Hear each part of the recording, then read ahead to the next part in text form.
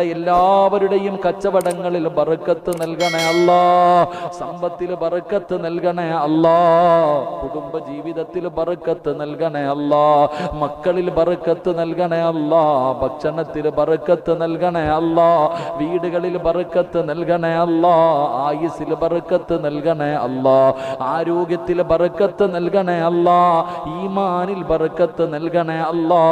നീ നൽകിയ നിഅമത്തുകൾ മുഴുവനും മരിക്കുമ്പോഴും നിലനിർത്തി തരണേ അല്ലാ.